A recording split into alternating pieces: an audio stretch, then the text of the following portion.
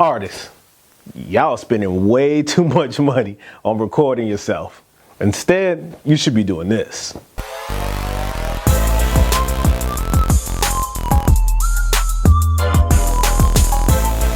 What's good, world? It's your boy Twiz, and welcome to 5 Minutes of Twisdom. 5 minutes of tips and tricks to help grow your music brand. So check it.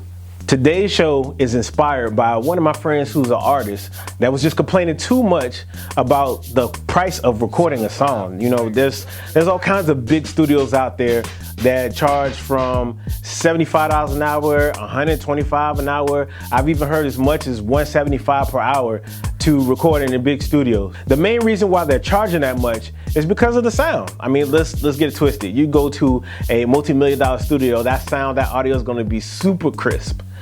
But if you're going to these big studios and it's really eating up your budget, you kind of need to not do that at every session because it comes costly. That's not even including your mix. That's not even including your mastering. You know what I mean? You're still thinking about shooting a music video with that. That's really gonna be costly when it comes to your budget. So what I would recommend to you is get a setup. I mean, if you're doing $150 a session, you know, an hour for the session, like by the end of that session, if you're doing more than 4 hours, you can buy your own bundle set. They got bundle sets out there that comes with monitors, speakers, your mic, the audio interface, and also, you know, just everything you need, headphones to record. The only thing you probably have to buy is cables. And I know with my bundle, when I first got started doing music, the Focusrite, it came with an XLR cable. It came with all that stuff. The only thing I had to buy was the monitors. So getting your own setup it may be a costly investment at first, but aren't all investments cost a little bit at the beginning, you know, but it pays its dividend in the long run. Because now having your own setup not only allows you to be more productive in those times where you're kind of just chilling and relaxing at your convenience, where you can do it whenever you want to. You record whenever you want to. And not only that, it allows you to go ahead and get more stuff done. You don't have to wait to go to the studio to book.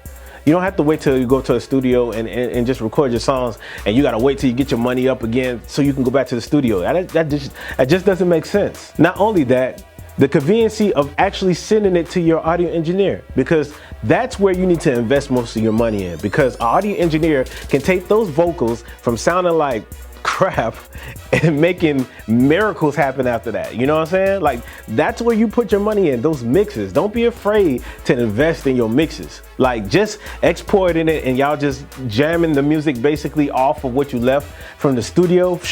You crazy. So you want to make sure that you just record it. And the reason why it's simple, literally, all you have to do is make sure that your audio levels are on point.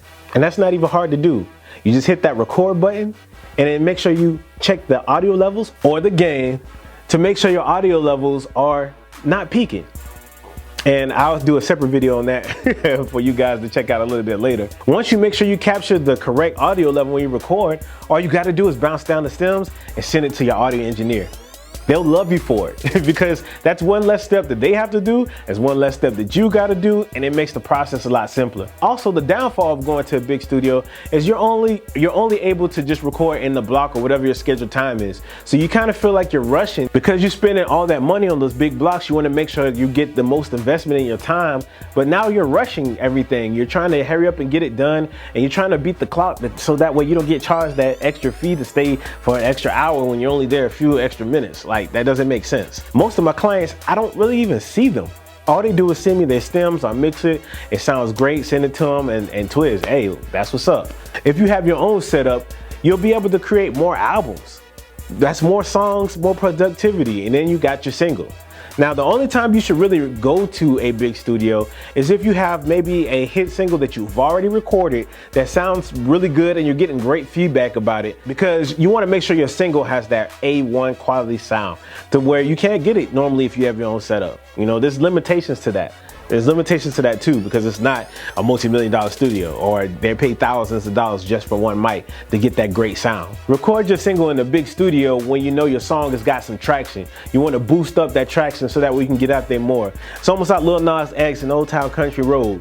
You know, he ended up leasing that beat from the producer, recorded it, and it started getting traction. And then the producer linked up with Lil Nas X, and then they reworked the deal. And that's when it blows up and you start to reach that level of success that you need to. And then once your budgets increase a little bit more, just from being out there a little bit more, then you go more frequently to those big studios. So artists, please, I'm begging you, your pockets are begging you. Hey, you ain't gotta fake it to make it, bruh. Hey, invest in yourself, get those songs out, get that traction, then take it to get somewhere that's produced at a higher quality, and get that single out. Save you some money, man. Save you some money. It's about doing it smart, not hard. Make sure you hit that subscribe button, man. I got some more flavor for you. Make sure you tune in next week. We got some great stuff coming up, bro. Dropping gems all day, baby. All day, baby. All right. If you got something else you want me to talk about, 5 minutes of wisdom, please comment below. If you can add to the conversation, please comment down below. Show some love. Tag your stuff, man. You know, I like checking out other people's stuff. If you already subscribed, man, I appreciate you. Thank you. I genuinely do, man. And without you, there's no me. And y'all motivate me to do what I do all the time, man. So I appreciate y'all. And this has been another episode of 5 Minutes of Twisdom. It's your boy Twiz, and I'm out. Certified.